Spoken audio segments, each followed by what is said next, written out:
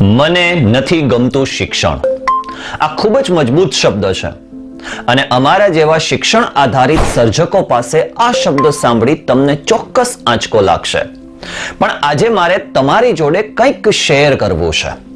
મારા હૃદયનો અવાજ તમારી સાથે શેર કરવો છે. તમને એ કહેવા માંગુ છું કે હું જ્યારે 10 ધોરણ સુધી અભ્યાસને જરા પણ પસંદ ન કરતો હતો, મને શાળાએ જવાથી નફરત હતી. કારણ કે મને શાળાએ જવાથી 3 એવી ફરિયાદો હતી.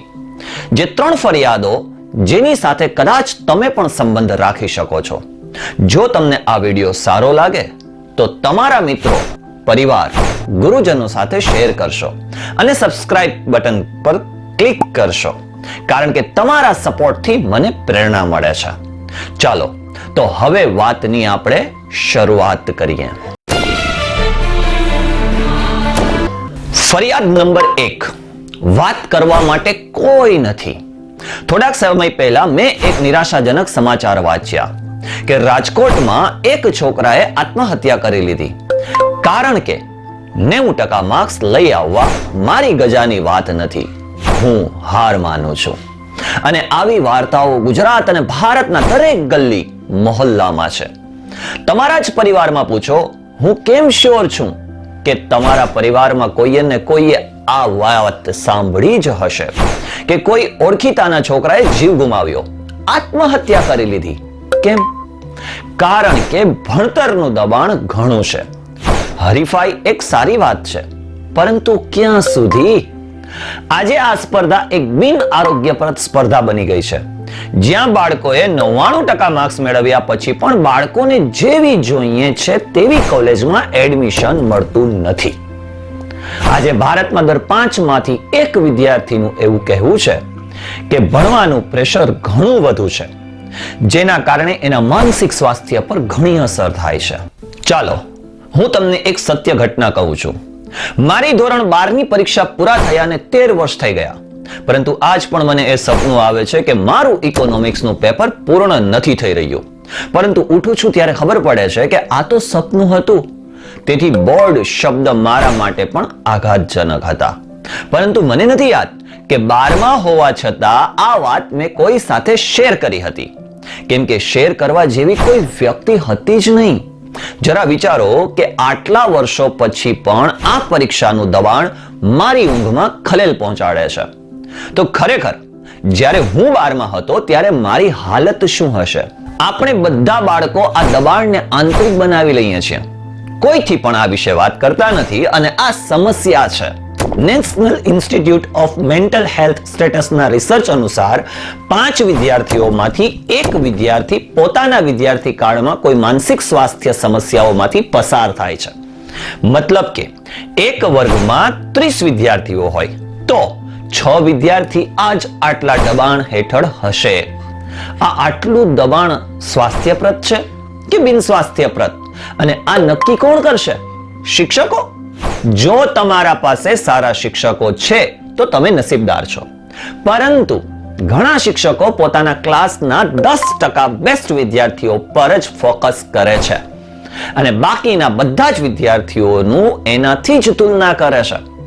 કેટલાક શિક્ષકો ક્યારેક ભૂલી જાય છે કે દરેક વિદ્યાર્થી યુનિક છે. દરેકમાં અલગ અલગ કુશળતા હોય છે. શિક્ષકો સામાન્ય રીતે સાંભળતા નથી અને જ્યારે માતા પિતાને કંઈ કહીએ તો બાળકને જ ઠપકો આપે છે. વિદ્યાર્થી વાત કોની સાથે કરે? તો દરેક શાળાએ એક લોકપાલ એટલે કે મધ્યસ્થીની જરૂર છે. મધ્યસ્થી એક સ્વતંત્ર વ્યક્તિ છે કે જેનો સંપર્ક ના તો શિક્ષકો સાથે હોય, ના વિદ્યાર્થીઓના માતા પિતા સાથે. જે વાતો તેમના અને વિદ્યાર્થીઓની સાથે થાય તે વાત ટોટલી ગુપ્ત રહે અને તેનો એકમાત્ર ઉદ્દેશ્ય વિદ્યાર્થીઓની મદદ કરવાનો અને તેમની સમસ્યાઓનું સમાધાન લાવવાનો હોવો જોઈએ. વિશ્વની શ્રેષ્ઠ શિક્ષણ પ્રણાલી ફિનલેન્ડમાં છે, જ્યાં એક વિદ્યાર્થીઓની એકંદરે સુખાકારી માટે અહીં આવા મધ્યસ્થીઓ છે. 2012માં સંસદમાં ચર્ચા થઈ હતી, જ્યાં એવી દરખાસ્ત કરવામાં આવી હતી કે IIM અને IIT જેવી ઉચ્ચ દબાણ સંસ્થાઓમાં મધ્યસ્થીઓને રાખવામાં આવે. પરંતુ તેને પણ આજે 12 વર્ષ થઈ ગયા છતાં એ વાતને ધ્યાને લેવામાં નથી આવી. આપણી શિક્ષણ વ્યવસ્થામાં મધ્યસ્થી કાઉન્સેલરનો અભાવ છે, જે રોજબરોજની સમસ્યાઓ સાથે વિદ્યાર્થીઓની કારકિર્દી વિશે પણ માર્ગદર્શન આપે, જે કોઈ પણ જજમેન્ટ વગર વિદ્યાર્થીઓની સમસ્યાઓનો હલ કરવાનો પ્રયાસ કરે. એવું નથી કે બધા વિદ્યાર્થીઓ નિર્દોષ છે. કેટલાક વિદ્યાર્થીઓ માત્ર બહાના બનાવે છે, પરંતુ આ સમગ્ર ચક્રમાંથી એક વિદ્યાર્થીનો પણ જીવ બચી જાય તો મને લાગે છે કે તે મૂલ્યવાન છે. ઠીક છે, તો આપણે શું કરી શકીએ છીએ?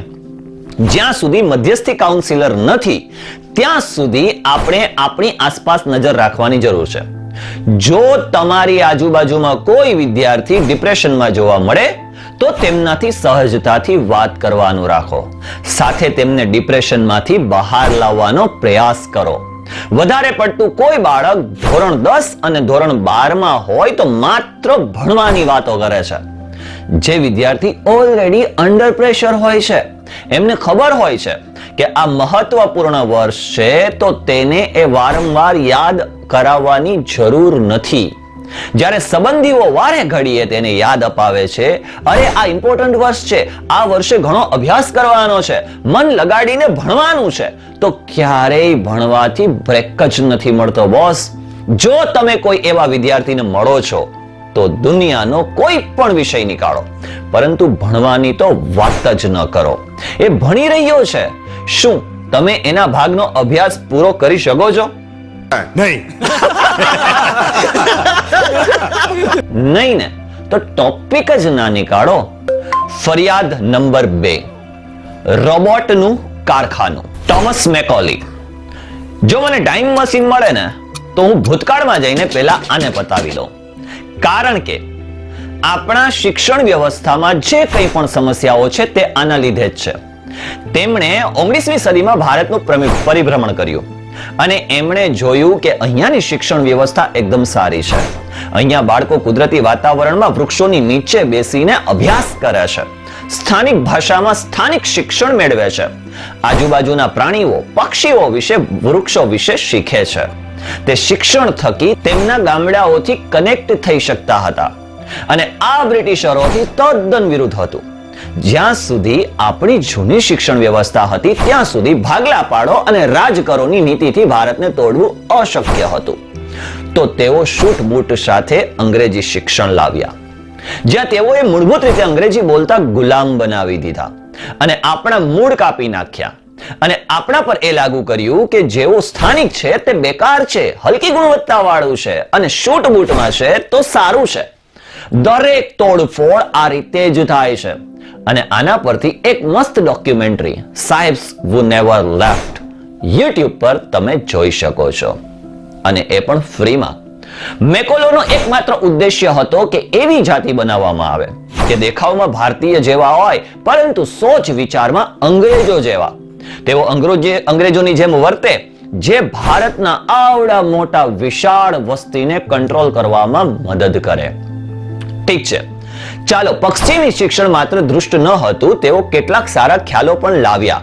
પરંતુ એક મોટી સમસ્યા એ છે કે લોકોએ આપણને રોબોટ બનાવ્યા, આપણને એક આજ્ઞાકારી સેવક બનાવ્યા, આપણને એક એવા રોબોટ બનાવ્યા કે જે કારખાનામાં ચૂપચાપ કોઈ સવાલ પૂછ્યા વગર કામ કરે, સમયસર આવે અને જાય, નિયમોનું ઉલ્લંઘન ન કરે, અને સૌથી મહત્વનું એ કે અધિકારીઓ જે કહે તે બધું જ સાંભળે, એમનાથી કોઈ પણ પ્રકારનો પ્રશ્ન ન કરે. વિચારો, આજે પણ શાળાઓમાં નાના નાના વાળ કાપીને, યુનિફોર્મ પહેરીને, એક પણ મિનિટ મોડા ન આવવું એ રોબોટની જેમ ટ્રેન કરવામાં નથી આવતું, તો શું છે યાર? અને સૌથી વધુ દુઃખની વાત એ છે કે આઝાદીના આજ 76 વર્ષ પછી પણ આપણે આ જ અંગ્રેજી શિક્ષણ પ્રણાલીને અનુસરીએ છીએ. અંગ્રેજો આવ્યા અને ચાલ્યા ગયા, પણ આજની સમસ્યાઓ માટે ક્યાં સુધી એમની પર આક્ષેપો કરતા રહેશું? આજની આ બધી જ સમસ્યાઓને આપણે જ ઉછેર્યા છે અને એનું આપણે જ નિરાકરણ લાવવું પડશે. પ્રોબ્લેમ એ છે કે આપણે અંગ્રેજી શિક્ષણ નીતિના બધા જ ખરાબ પોઈન્ટને ધ્યાને લીધા, પરંતુ આપણે શિક્ષણ પ્રણાલીના જે સારા પોઈન્ટ હતા તેમને પુનર્જીવિત કરવાનું તો ભૂલી જ ગયા. એક ઉદાહરણ આપું છું. ગુરુકુળ પદ્ધતિમાં બાળકો સવાલો પૂછીને શીખતા હતા. જ્યારે ગુરુ કોઈ પણ વાત શીખવતા હતા ત્યારે બાળકો એકબીજાથી ચર્ચા કરતા હતા, સત્યની શોધ કરતા હતા અને ફરી પાછા શિક્ષકોથી સવાલ પૂછતા હતા. એક સવાલ પૂછનારા બાળકને સજા નહીં પરંતુ ઇનામ આપવામાં આવતું હતું અને આને કહેવાય છે સંવાદ, વાર્તાલાપ. સંવાદ એટલે વાતચીત, જ્યાં સિદ્ધાંતને વ્યક્તિલક્ષી રીતે ચકાસવાનું શક્ય હતું.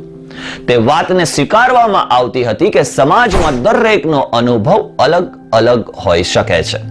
સત્ય વ્યક્તિલક્ષી હોઈ શકે છે. જો તમારી વિચારધારા મારાથી અલગ છે તો એનું મતલબ એ નથી કે તમે ખોટા છો અને હું સાચો. આ એક કઠોર સિસ્ટમ ન હતી, ચકાસણીનો અવકાશ હતો, જેનાથી આજ ભારતને નહીં પરંતુ સમગ્ર દુનિયાને જરૂરત છે.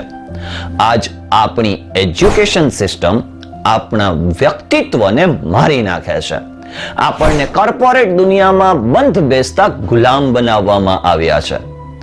જ્યાં એઆઈ, રોબોટ્સ સર્જનાત્મક બની રહ્યા છે, ત્યાં આજ આપણે આપણી શિક્ષણ વ્યવસ્થા દ્વારા આપણી સર્જનાત્મકતાને મારી રહ્યા છે. જો આમ જ ચાલતું રહ્યું તો રોબોટ્સ આપણું સ્થાન લે અથવા ના લે, પરંતુ આપણે રોબોટ્સની જગ્યા ચોક્કસ લઈ લેશું. ફરિયાદ નંબર 3, અયોગ્ય લાભ. કલ્પના કરો કે જો તમે એક એવી રેસમાં ભાગી રહ્યા છો કે જ્યાં તમે લાઈનથી શરૂ કરો અને તમારો પ્રતિસ્પર્ધી તમારાથી 10 ફૂટ આગળ છે. કોઈ દોડી રહ્યો છે તો કોઈ સાયકલ પર. શું તમે આવી સ્પર્ધાને માન્ય ગણશો? ના. જીવન એક એ જ પ્રકારની દોડ છે. જીવન બધાનું સરખું નથી હોતું અને આપણી શિક્ષણ પ્રણાલી કંઈક આવી જ તો છે. કયા ઘરમાં જન્મ લેવાનો છે એ આપણા હાથમાં નથી. આપણા માતા પિતા પાસે રિસોર્સિસ છે અને જો તેઓ શિક્ષણ પાછળ ખર્ચ કરવા માટે તૈયાર છે તો આપણે સારી શાળાઓમાં એડમિશન લઈ શકીએ.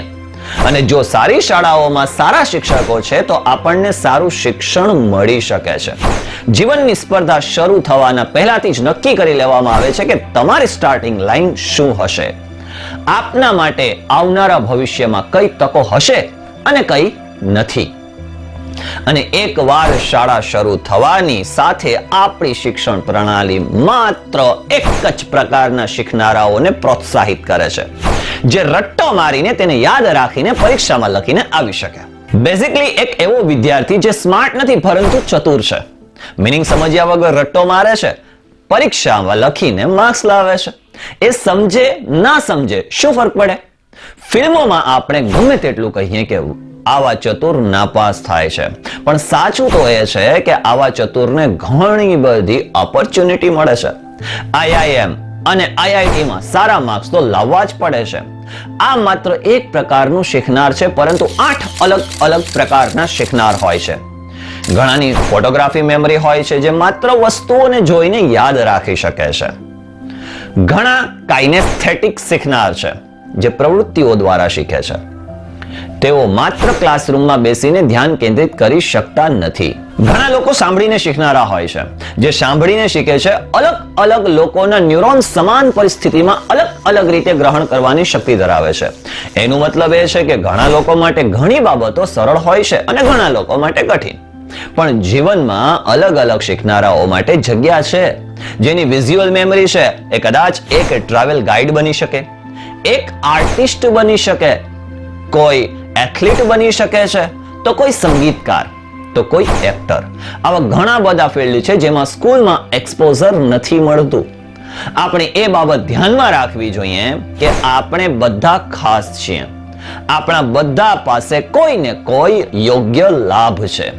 આપણી શિક્ષણ પ્રણાલીનું કામ એ જ હોવું જોઈએ કે એ વ્યક્તિને તૈયાર કરે અને એમને ઓળખવામાં મદદ કરે, ના કે એમની પાંખોને કાપે. ફરી એક વખત કહું છું કે તમે બધા સ્પેશિયલ છો. તમે બધા દેશનું ભવિષ્ય છો અને આ ભવિષ્યને સાચવી લેવું પડે. અને જો યોગ્ય પગલાં લેવામાં ન આવે તો આપણા આ યુથને દેશની બહાર જવાથી કોઈ રોકી નહીં શકે. અને પછી આપણે એ જ સવાલ ફરી પાછા પૂછીશું જે પાછલા 100 વર્ષથી પૂછતા આવીએ છીએ કે ભારત દેશ સોનાની ચીડિયા ક્યારે બનશે, ક્યારે બનશે, ક્યારે બનશે? અને આ જ ઇમ્પોર્ટન્ટ વાત તમારા સુધી પહોંચતી કરવા માટે મને ફરક પડે છે અને તમારા સબસ્ક્રાઇબ બટનથી ઘણું ફરક પડી શકે છે. સો click on the subscribe button. જય હિન્દ.